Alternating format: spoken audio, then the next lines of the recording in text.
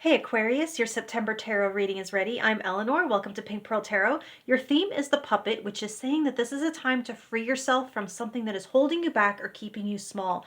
Normally, I do save your bonus message until the end, but with Flaunt It, I feel like the thing to free yourself from could definitely be something that prevents you from seeing your value or keeps you feeling unworthy of going after what you want, or it shames you for thinking highly of yourself. So I did pull 3 clarifiers to get more information on this. First, you have the 6 of Coins reversed. So bound by expectations, feeling like you owe something back to someone or something and not just being able to just receive. I'm getting this feeling of being tied to someone because of what they've done for you or giving you, which is not a bad thing. It's nice to be grateful. It's nice to have loyalty, but beyond a certain point of balance, it does become toxic, especially if that person is kind of lording it over you in order to modify your behavior. Next, you have the Six of Swords. It's very apparent that you are seeking greater peace of mind, but there is a mental hang-up. Something is causing you to feel turmoil about freeing yourself. It could be like fear of aimless drifting or something like that. I don't know too much about the why. This is just trying to offer you a vision of a life with less conflict. Finally, you have the Seven of Cups. So this is about your own dreams and visions. And are you living out your own or someone else's? But another thing with this distraction, are these puppet strings actually attached to your own mind, pulling you in different directions and conflicting pursuits? The other thing it could be is the what if game. That can be a very controlling thought form as well. So you have some external forces over here and then some internal forces over here. And then here in the middle is you pulling up anchor and being free. Okay, getting into your week-to-week forecast. Week 1, you have the Death card. This could actually be a really good thing when it comes to freeing yourself from something, because this is about shedding a skin and being born shiny and new. It's the old fist in the cookie jar thing where you have to let the cookie go in order to get your hand unstuck. Also, have you seen the meme? It's a hand holding on a rope, and the rope is digging into the skin, causing pain, and the way to free the hand from the pain is just to let the rope go. So are these puppet strings really tied around you, or are they something that you're holding on to? That's the question being posed to you right now. So week 2, you have the Two of Wands. So this shows you emerging on the other side of this transition, asking what's next. Literally anything. Now, if you're looking for a paved path with the Two of Wands, you won't find it. It's the old saying, the obstacle is the path. Long story short, there is a decision to make here, and you might be used to basing it on something that no longer exists or is no longer a complicating factor. Now, week 3, you have the King of Pentacles. This doesn't describe an event or a circumstance, but a way you could be feeling or the energy you might need to adopt in order to navigate this week. But it represents the highest level of groundedness and physical security, sovereignty over how you earn and spend your money, sovereignty over how you take care of your physical body. It's master of your own domain, let's say that.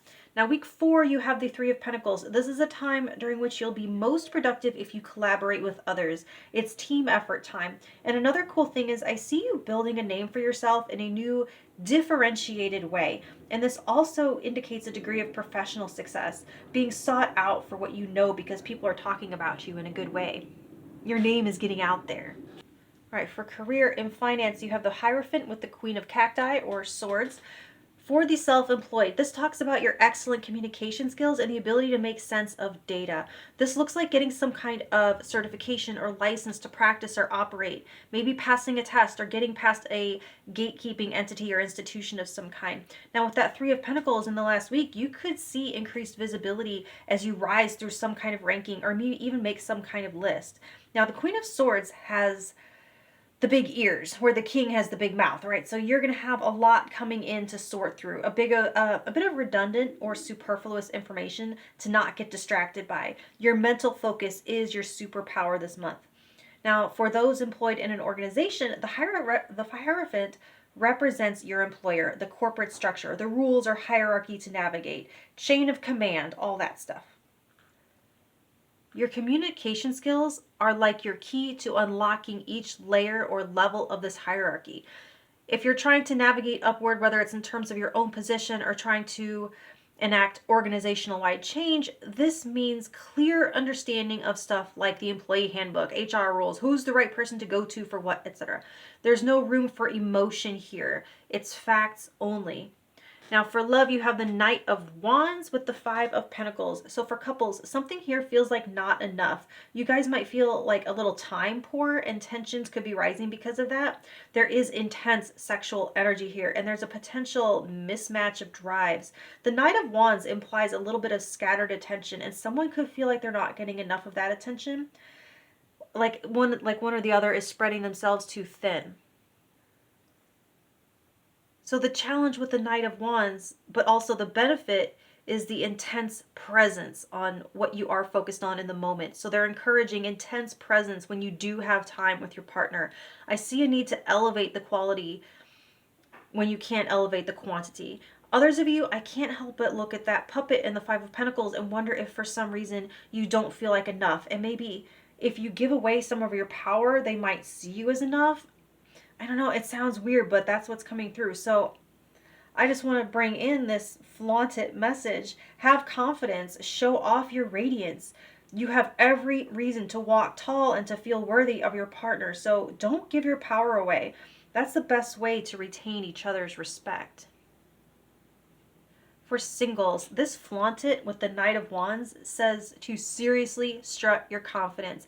Be in everything, be everywhere. You are enough, you are more than enough, and do not settle for scraps. Keep yourself light of foot and just enjoy some playful variety. With the puppet as your theme, if you have recently freed yourself from something, just enjoy that freedom and focus on everything good that's coming with it. This energy could invite you to tie yourself to something that you don't want to be tied to. So I'm just getting that there's a lot of fun to be had if you just hold your head up high and look for adventure over whatever it is that you had before with that puppet. It just doesn't seem like quite as much fun. It's just, it's a playful time. So enjoy, Aquarius, and I will talk to you next month. Thank you.